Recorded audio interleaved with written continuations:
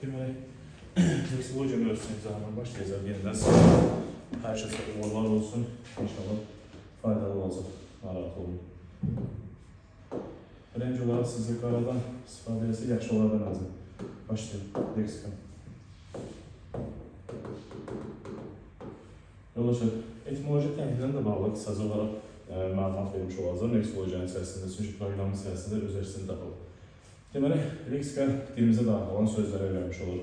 Məsələn, leksologiyanın tərkib hissəsi olaraq, məsələn, frazoloji birləşmələr, lüğəti bunun içərisində daxildir və yaxud da ki, etimoloji lüğət, izahlı lüğət hamısı leksologiyanın içərisində öz əksini tapır. Etimologiya bilirsiniz ki, sözün mənşəyini öyrənən bölmə hesab olunmuş olur. Bax, məsələn, deyirəm ki, şərtlə verir ki, üzrüstün. Məsələn, qələm sözünün və qardaş sözünün leksik təhlillə bağlı, qardaş sözünün leksik təhlillə bağlı doğru cavabı müəyyəndir. Variantların birində verir ki, qarın daş mənasındadır. Yəni, qarın daş soyuq mənasını ifadə edilmiş olur. Qarında, yəni qarında olan soyuqlu anlamını ifadə edilmiş olur qarındaş. Ona görə deyir, qardaş insanın soyuq olur, bazı yaxın olur, qardaş soyuq olur, orada yaradır etimoloji təhlil. Və ya digər etimoloji təhlil verirlər ki, eyni qarından dünyaya gələn, eyni qarından yatan o mənanı ifadeləri etimoloji təhlil verir. Sən cavab olaraq A variantını götürə bilmərsən. Niyə? Çünki leksik təhlilinə aid deyil. Bu şəkildə təhlil eləmək etimoloji təhlilinə aid olan fikirdir. Sözün leksik mənasının tapılma yollarından birinci başlayacaq. Sözün leksik mənası 4 yoldan tapılır. Birinci, sözün mənasını tapırıq. Bildiyimiz şeylərdə amma təkrar toxunacaq. Sonra, sözün sinonimi tapırsan, sinonimi. Sözün antonimi tapırsan, antonim. Dördüncü, əgər mürəkkəb və düzəltmə sözdürsə, mürəkkəb və düzəltmə sözdürsə, tərkib hissələrə bölərək mənasını izah edilmiş olursan. Sadə sözləri, tərkib hissələrə bölərək mənası izah olunmaz. Bax, məsələn, götürək, dostluq sözünü yazdım. Mən dostluq sözünün leksik mənasını neçə yolla izah edə bilərəm? Birinci, onun mənasını taparam, deyərəm insana yaxın olan his.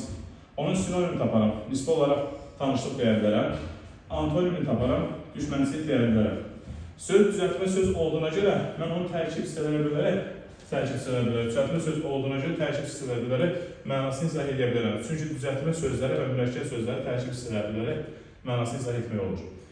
Burada məsələn, bunun şəkilsini sizir, deyir, dost sözün leksik mənası 4 yoldan tapılır, səhvdir. Niyə? Çünki maksimum mənasını taparsan, sinonim taparsan, antonim taparsan, amma tərkib hissələrə bölə bilmərsən. Və yaxud da ki, yazır qələm sözü. Deyir, qələm sözünün leksik mənasını 2 yolla tapmaq olar, səhvdir. Çünki maksimum mənasını taparsan, sinonim yoxdur, antonim yoxdur, mürəkkəb və düzəltmə sözdür deyə tərkib hissələrə bölə bilmirsən. Deməli, bunun leksik mənasını maksimum 1 yolla tapa bilirsən. Bir də dilimizdə ümümüştək olub olmayan sözlər ki var. Əslində düşən bir şey deyil, sadəcə olaraq ümümüştək olmayan sözlər 4 qrupa bölünmüş olur. Birinci, neologizmlər, yəni yeni yaranmış sözlər. İkinci, köhnəlmiş sözlər. Üçüncü, dialektlər. Dördüncü, terminlər. Verilən sözün mənasını sən başa düşmürsən. Məsələn, olsun taban sözü, məhi taban. Məsələn, sən bu sözün mənasını başa düşmürsən. Amma yoxlayırsan, neologizm deyil, köhnəlmiş söz deyil, dialekt deyil, termin deyil. Deməli, bu sözü sən ümümüştək söz kimi götürürsən. Yəni, mənasını başa düşməmək önəmli deyil. Əsas odur ki, bu 4 qrupa daxil deyilsə, sən həmin sözü ümümüştək söz kimi götürəcəksən. Bu 4 qrup ümümüştək olmayan sözlər qrupudur. Keçək növbəti. Başlayalım deməli, homonimlər, sinonimlər, antonimlər. Gəlin, birinci sinonim və antonimlərlə bağlı qısaca məlumat vermiş olub. Antonimlər əvvəlcə danışaq, antonimlər. Antonimlər tərəfləri mütləq şəkildə eyni hissəsinə aid olmalıdır və antonimlər 2 yerə bölünmüş olur. Leksik antonimlər var, leksik antonim və qrammatik antonimlər var, qrammatik. Leksik antonimlər əsas hissələrin antonimliyi başa düşülmüş olur. Məsələn, yaxşı sözün antonimi pis sözüdür, sən buna leksik antonimlik dedim. Duzlu sözünün duzsuz sözü bilirsiniz ki, antonim deyil də, bu ayrı məsələdir. Amma burada l və sız şəkilsilər özləri arasında antonim yaratmış olur. L şəkilsinin antonimi sız şəkilsidir, sən buna qrammatik antonimlik demiş olursan. Leksik və qrammatik antonimli olmaqla 2 yerə bölünmüş oldu. Deməli, antonimlərlə bağlı toxunacağımız digər məsələ. Deməli, antonimlərin tərəfləri eyni hissəsidir və feil sifətləri bunun içərisinə qatmaq olmaz və ya sinonimlərin içərisinə qatmaq olmaz. Məsələn, bana yazır ki, çirkin sinonim içərisində, qabana yazır ki, gözəl olmayan. Təbii ki, sən bunu sinonim götürə bilmərsən, gözəl olmayan feil sifətdir deyə, onlar sinonim kimi götürülə bilməz. Deməli, bir də bir şey deyim. Burada xüsusən bax, məsələn, qədir bilən sözünü yazıram. Qədir bilən. Bax, qədir bilən sözündə burada aneyin şəkilsinə görə elə bilirlər ki, bu feil sifətdir, amma feil sifət deyil. Bax, məsələn, o sənin qədrini bilsin və qədir bilən adamlar gəlirlər. Gəlirlər kimi adamlar, hansı adamlar? Qədir bilən, burada artıq feil sifət tərkibi kimi götürəcəksən. Feil sifət kimi götürəcəksən. Çünki söz ayrı yazılır. Amma feil sifət, yəni feil, ayrı yazıla bilmədiyinə görə qədir bilən sözünü sən feil sifət kimi götürə bilməyəcəksən. Nə götürəcəksən? Sifət götürəcəksən. Mürəkkəb sifətdir bu. Yəni bitişik yazılırsa mürəkkəb sifət götürəcəksən. Bunu nəyə görə toxundu? Məsələn, bax, yazar ki, çirkin sözü, çirkin, atıram, gözəl olmayan yazsa, ayrı yazsa, gözəl olmayan. Sən bunu nə götürəcəksən? Sinonim hesab edə bilmədin. Amma məsələn, yenə deyirəm, elə bir vəziyyət yoxdur, sadəcə atıram və izah eləmək üçün deyirəm. Gözəl olmayan, bitişik yazılan vəziyyəti olası olsa, deməli, bu söz feil sifət deyilmiş. Bu söz sifətliymiş, ona görə sən bunu sinonim götürə bilərsən. Keçdik. Deməli, antonimlərin kökləri eyni söz olmamalıdır. Yəni, mən duzlu və duzsuz sözünü, tezdə sual düşür ki, antonim olmamasının səbəbi nədir? Antonim olmamasının səbəbi köklərin eyni olmasıdır. Hər ikisində kök duz sözü olduğuna görə sən bunlara antonim götürə bilmərsən. Şəkilçiyə görə yox, şəkilçi vasitəsilə antonim yarada bilərsən. Kökləri eyni söz olduğuna görə antonim yarada bilmirsən. Nə demək istəyirəm? Deməli, bax, hulu və sız şəkilçisini artırmaqla başqa sözlərə antonim yarada bilərsən. Götürək ki, abır və həya sözlərini deyirəm. Abır və həya. Mən buna hulu və ya da buna da sız şəkilçisi artırıram. Abırlar həyasız düzürsən. Bu mənalarda sən bunları leksik antonimlik götürəcəksən. Çünki biz deyirik ki, şəkilçi vasitəsilə antonimlik yaranan bir problem yoxdur. Əsas odur ki, kökləri eyni söz olması. Burada köklər eyni olduğuna görə bu şəkilçilərin artırılması leksik antonimlik yaratmadı. Amma burada köklər fərqli olduğuna görə bu şəkilçilərin artırılması antonimlik yarada bildi. Aydındır. Qayda belə oldu ki, kökləri eyni söz olmasa da kökləri bir-birinə sinonim ola bilər. Və yaxud da ki, antonimlərə, yəni hər hansısa sözə leksik şəkilçisi artıraraq antonimlik yarada bilərik. Yəni burada abır və həya sözləri leksik şəkilçisi artıraraq antonimlik yaratdı. Bir də antonimlərin tərəfləri müxtəlif quruluşda ola bilər. Sinonimdə də aiddir, homonimdə də aiddir. Hər biri müxtəlif quruluşda ola bilər. Bax, məsələn, deyirəm ki, antonimlərdə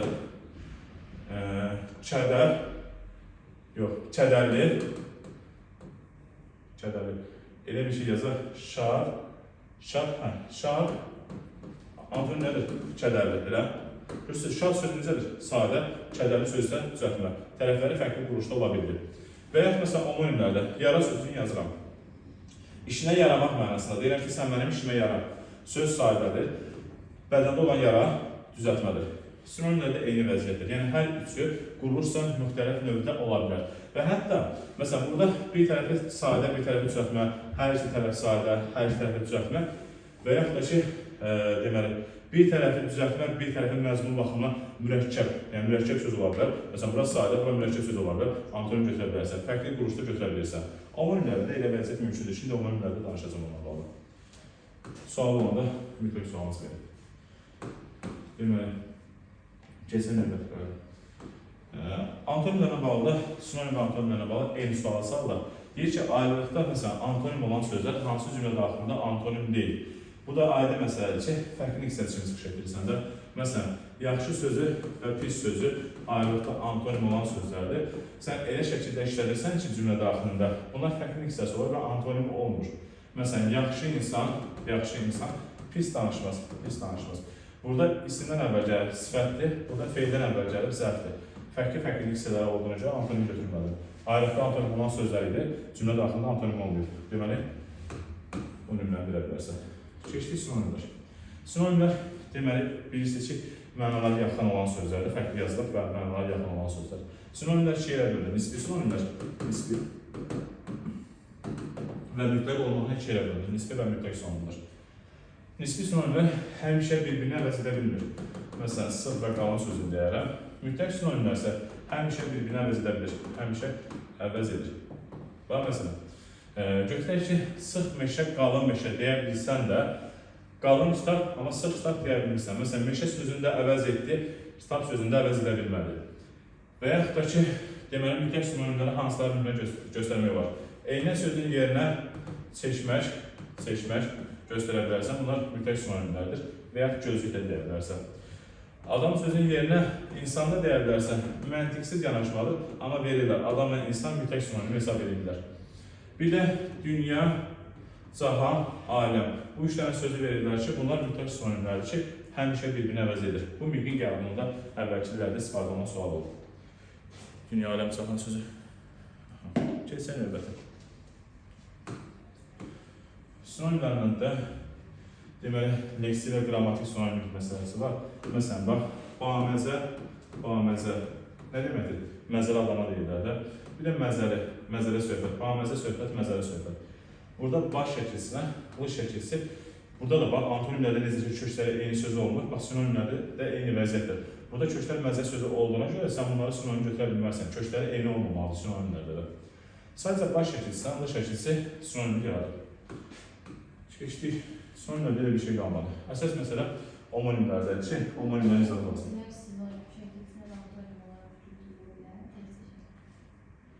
Leksi və qrammatik. Bəli, leksi və qrammatik məsələn. Ona görə deyirik ki, məsələn, antonimlər iki yerə bölünür. Leksi antonimlər və qrammatik antonimlər. Sırf şəkilsənin özünü sinonim kimi və ya antonim kimi götürə bilirik.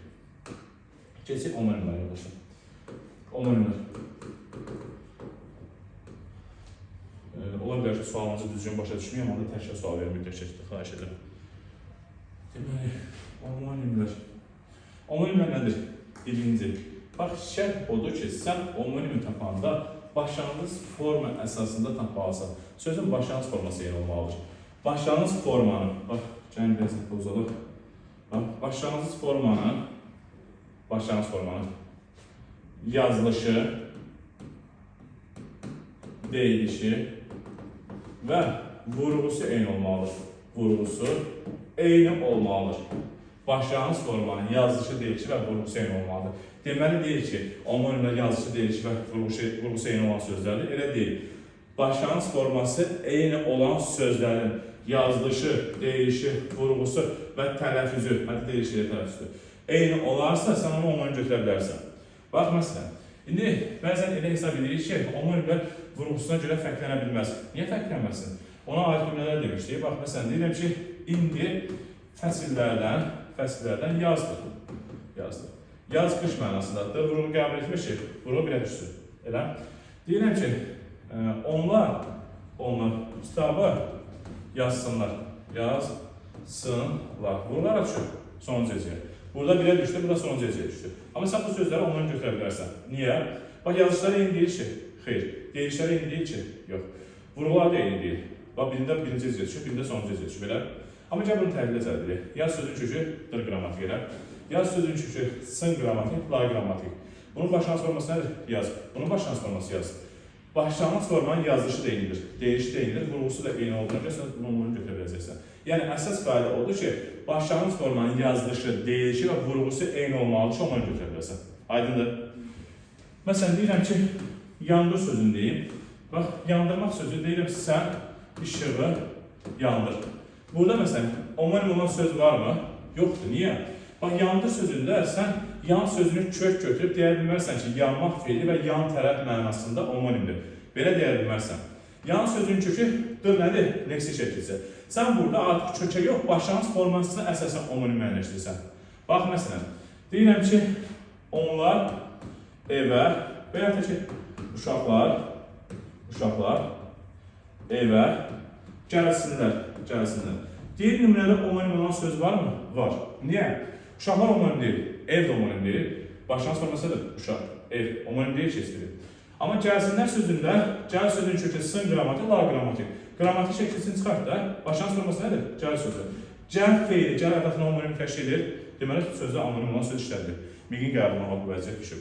Aşağıdakı variantların birində köməkçinin hissəsinə homonim olan sözlər işlədilir. Gəlsinlər verilmişdir. Ona aid suallar da var, işlədizim inşallah. Gəlsinlər verilmişdir. Sən bilməlisən ki, bunlar qrammatikdir. Başlanğıc forması gəl sözüdür və homonim kimi götürə biləcəksən. Keçdik.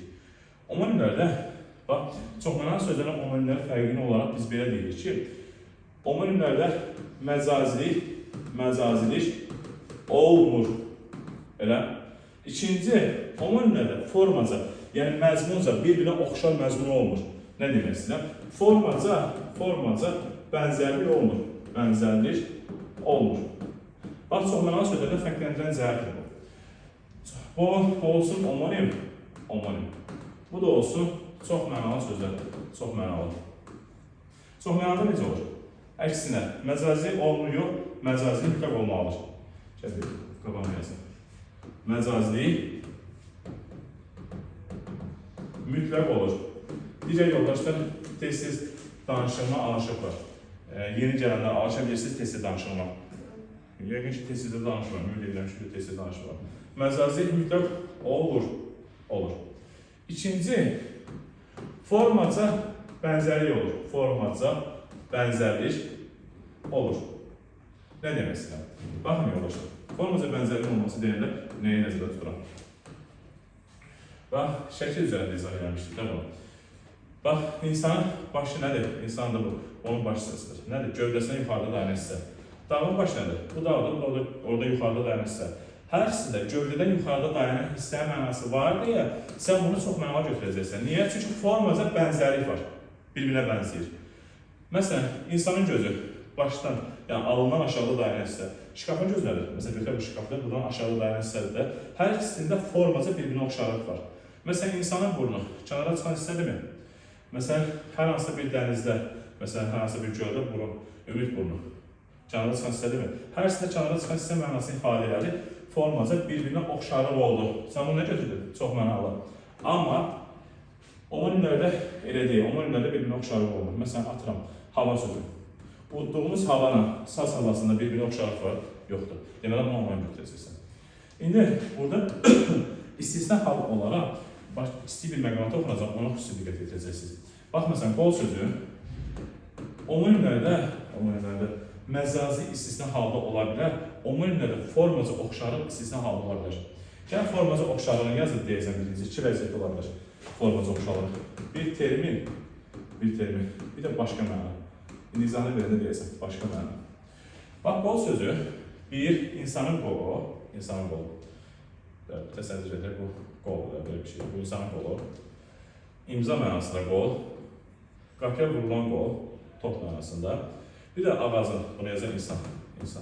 Bir də ağacın qolu. Təsəvvür edək ki, bu ağacda, bu da onun qoludur. Bunlar hansı bir-birinə qarşı homonimlik təşkil edir, hansı təşkil edə bilmir? Baxın, xüsusi qaydadır. İnsanın qolunla ağac mənasında qol homonim deyil. Niyə? Çünki burada da kənara çıxan bir hissədir, bu insandır. Təsəvvür edək ki, bu insandır. Bu da onun qoludur, kənara çıxan hissəsidirmi? Ağac da kənara çıxan hissəsidir, elə deyil. Bu insanın qolundan ağac mənasında qol homonim deyil. İnsanın qolunla, buradakı qolunla, imza mənasında qol homonimdir. İnsanın qolunla qapıya vurulan qol homonimdir. Buradakı ağac mənasındakı qolla, buradakı imza mənasında qol homonim deyil. Buradakı futbol mənasında homonim deyil. Çünki burada məcazi məna ifadə edilmiş olur. Və indi bir şey deyəm mən sizə. Yoxsa homonimdir. Hə, homonimdir yox, hərsinə, homonimdir. Bu isə aydındır. Bax, insanın qolunla ağac mənasında qol homonim deyil ki. İnsanın qolunla imza mənasında qol homonimdir. İnsanın qolunla qapıya vurulan qol homonimdir. Burada bir sıxıntı yoxdur. İndi keçsən nəyə? Bir-iki saniyə fasilə verək. Ağac mənasında qol, məcazi deyirəm. Normalda homonimlərdə məcazi olmur. İnsanın qolunla, imza mənasındakı qol, daha doğrusu ağacın qolunla kənara çıxan bir sənə, imza mənasındakı qolun bir-birinə oxşarlığı var? Yoxdur. Demək, sən bunu götürə bilirsən. Bax, hansı sözlərdə məcazi olduğu halda onu götürə bilmirsən? Hansı sözlər? Bax, insanın başıdır, insanın başı. Bir də dağın başı. Bunlarda formaca bir-birinə oxşarlıq var elə. Ona görə formaca oxşarlıq varsa və məcazi məna ifadə edirsə homonim götürmürsən. Deyirsən, çox mənalı sözdür. Məcazi məna ifadə etməsinə baxmayaraq formaca oxşarlıq yoxdursa homonim götürəcəksən. Bax, burada insanın qolunla, ağacın qolu həm formaca oxşarlıq təşkil edilmiş olur, həm də məcazi mənadır. Deməli, sən bunu homonim hesab edə bilmədin. Amma imza mənasında qolla, ağacın qolu məcazi məna ifadə eləməsinə baxmayaraq, sən yenə də formaca oxşarlıq olmadığına görə homonim götürəcəksən. Aydındır. Və qapıya vurulan qolla, ağacın qolu mənasında məcazi məna olsun, bir problem yoxdur. Formaca oxşarlıq yoxdur ki, deməli onu götürə bilərsən. Element testində bunu verir. B sözündə verir. Element testində. Baxın, B sözü necə işlədir? Bax, insanın beli bu vacib hissə idi. Yəni homonimlərin ən vacib detalı bu vurğusu məsələsi, yazıcı və dəyişmə məsələsi, bir də bu məsələ idi. İnsanın beli. İnsan necə seçəcək belə olsa? Tabi bu insanın belidir. Bir də dağın beli. Hər ikisi nədir? Üst hissələrdə bilinir. Dağın beli, insanın beli üst hissədir. O mənada homonim təşkil etmiş olmuş ki, dağın beli olmuş ki, məcazidirlər, dağın beli. İnsanın belindən homonim oldu, xeyr. Həm formaca bir-birinə oxşarlığı var, həm də məcazi var, homonim olmadı. Amma dağın belindən lapatka mənasında bel var, lapatka mənasında bel. Bunların oxşarlığı var, yoxdur. Məcazi olmasına baxmayaraq, formaca oxşarlığı yoxdur deyənə götürsəksən, homonim. Aydınlığı bu qədər. Homonimlərdə başqa nə qaldı? Bir izahlarda onsuz da qrupda var. Yönəldəcəm yenə də, təşkilən yönəldəcəm. İşləmiş olasınız. Bir də qaldı nə homonimlər dedik.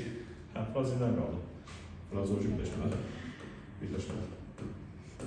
Dolaşır. Qəbuldan 25 dənə sualın ən azından 4 dənəsi, 25 dənədən 10 dənəsi düşür mətin, 15 dənə düşür qrammatika. 15 dənə qrammatikadan ən azından 4 dənə sual həsr olunub fonetika və leksikologiya. Keçən 2 dənə sual fonetika ayrıldı. Bir dənə sual frazeoloji birləşmə ayrıldı. 3 dənə sual getdi. Yəni ən azından 3 ya 4 dənə sual olur qəbulda. Ona görə də frazeoloji birləşmələr xüsusi toxunur. Frazeoloji birləşmələr lüğətini əzbərləmək lazımdır. Hansı sözlər frazeoloji birləşmədir? Müəyyən qaydalar öyrənməyinə baxmayaraq, amma elə sözlər var ki, qabağına çıxır, onun üçün həmin vaxtı qayda yadına düşmür. Əzbər bilməlisən ki, frazeoloji birləşmə olub-olmadığını müəyyənləşdirə biləsən. Əvvəlcə, frazeoloji birləşmələ bağlı ümumi qeydləri deyiləm. Əlbəttə. İnsanın burnu. Olsun, yeri də olmalıdır. İnsanın burnundan, cəminin burnu olsun, ümid burnu olsun, fərqi yoxdur. Yenə də olmaq üçün götürə bilirsən. Çünki orada coğrafi termin kimi işlədilmiş bu, götürə bilirsən. Yoxsa yox. Ümid burnu, insanın burnu. İnsanın burnu həqiqidir, coğrafi termin, o dənizə də çıxan sistem arasında. Ümid burnu da oxşarlıq var ikisinə də. Amma burada məcazi yoxdur ki, yoxdur, çünki termindir. O vəziyyətini olmanı götürə bilir. Mən terminlərin homonimliyi olur. İşlədilir, olur. Baxın, terminlərin homonimliyi hansı vəziyyətə götürülmüşsən, ortaq sözlər. Məsələn, say həm əsas hissəsi olur, həm feil olur. Məsələn, zərf. Amma yox, bunları götürürsən, bizi də gözləyir. Baxın, yoldaşlar. Bax, zərf sözü homonimdir. Nitq hissələrin adlarına, gündəlik həyatımızdakı olan şeylər homonimdir. Zərf bağlama, bir də nitq hissəsilər. Say, saymaq feili, bir də nitq hissəsi baxaman say. Amma ortaq sözlər ki var, məsələn, bax, axşam səhər tipli sözlər, axşam səhər. Bunlar artıq homonimlik yarada bilmir. Axşam sözü həm zərf olur, həm də nə olur? İsim. Eyni mənasını ifadə eləmiş olur deyəsən, bunu homonim üçün götürə bilmirsən. Amma yəni terminlərdə homonimlik olur, bir problem yoxdur. Niyə homonim olur? Çünki terminlərin qaydasının içərisində deyilir ki, terminlərdə məcazilik olmur. Homonimlərdə ortaq xüsusiyyətə olur ki, homonimlərdə məcazilik olmur. Bilən götürə bilərsən, bir sıfat yoxdur. Keçdiyini. Homonimlər, bir də frazeoloji birləşmələrdə məcazi mənada işlədilən feillərdir. Yəni, məcazi mütləq olmalıdır, şərtdir. İkinci, deyir ki, o etik bir sözündən istifadə olunmur. İndi bunun istisnası var ki, yazacağım. İstifadə olunmur. Üçüncü, tərəf anlayışı olmur. Tərəf anlayışı olmur. Məsələn, desək ki, sual əsas tərəfdən asıl tərəfə verilir, asıldan əsasa verilir, səhvdir. Birinci tərəfdə əsl tərəf anlayışı olmur, əsas izah üçün deyilən, birinci tərəfdə. Yəni, frazeoloji birləşməni belə deyək, əvvəlində gələn sözü morfoloji təhlillə cəlb eləmirsən.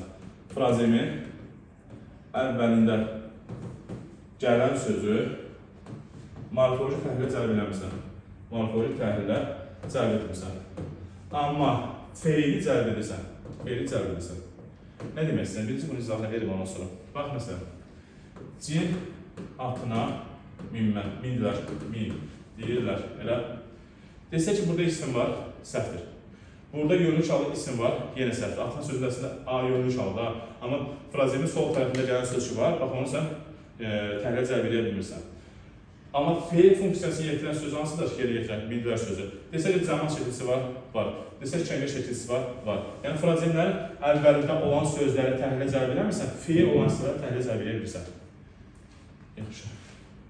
Burada 17 sözləri frazem yaradır, yoxsa yaratmır. Birinci onda izahına toxunum.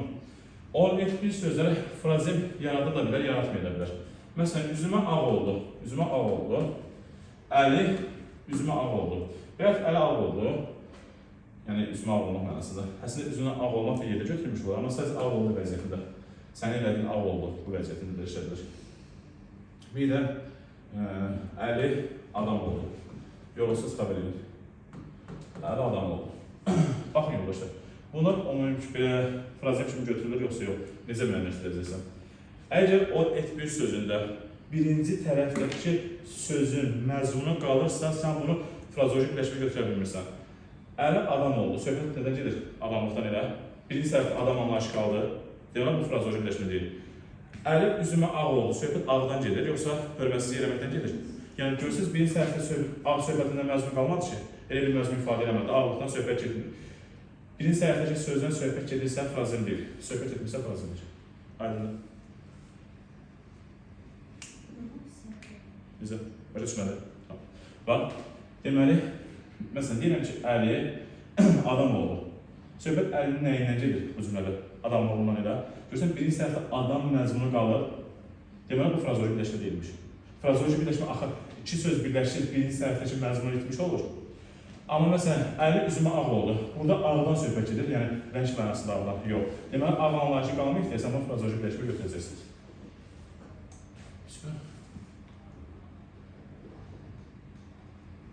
Frazemlərdə başqa frazemlər geri qayıdan Üçə tərəf anlayışı olmuş.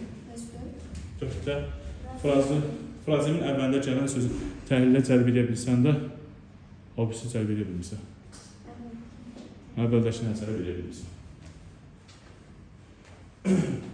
Video səslənişləri üçün ən uyğun rəng budur. Çox bir görsənir.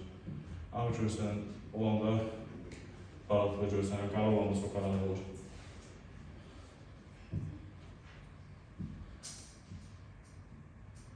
Orada ürəyini tıncıqladı. İndi tezə paylaşırsan, işindir. Yazdıq.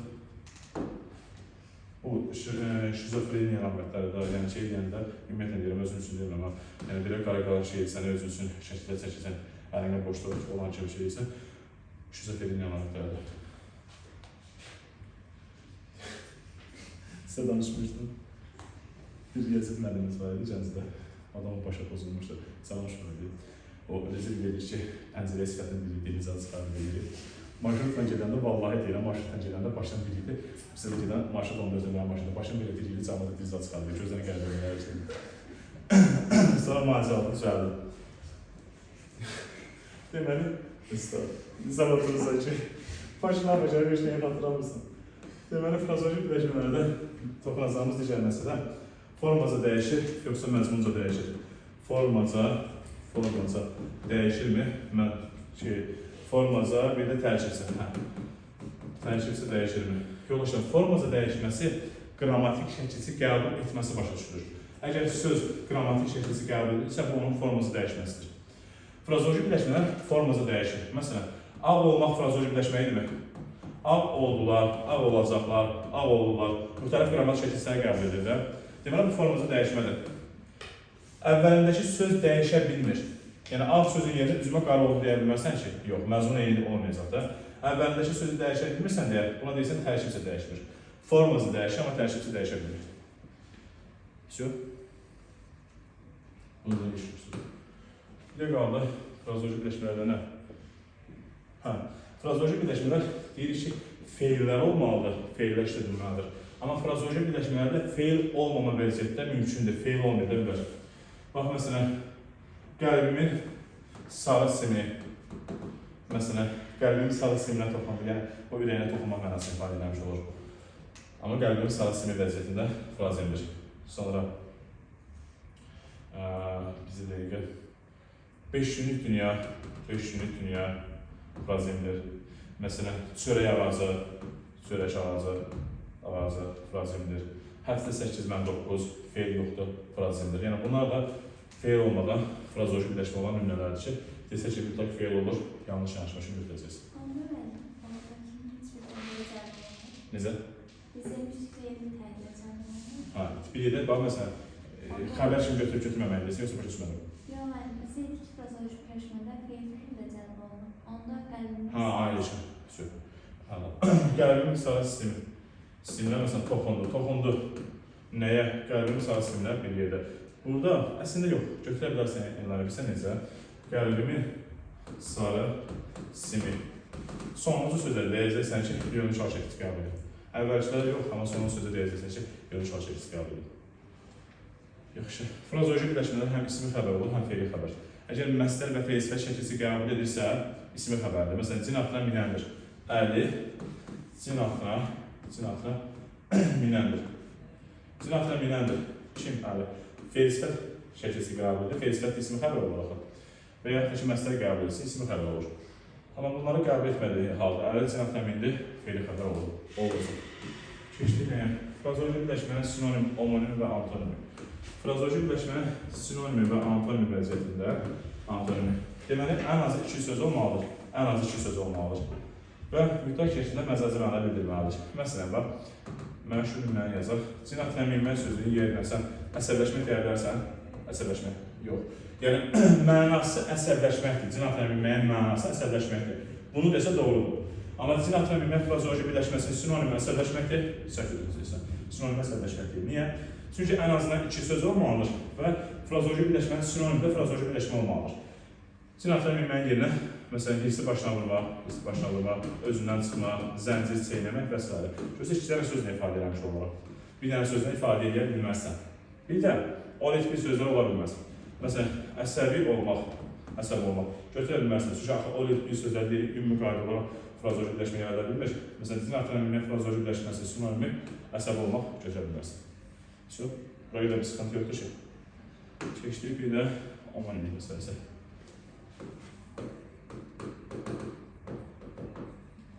Frazeoloji birləşmənin omonimdə isə, bax, bir dənə frazeoloji birləşmə verir. Məsələn, bunu şifahi izah edəcəm. Söz vermiş. Məsələn, dilotu yemək.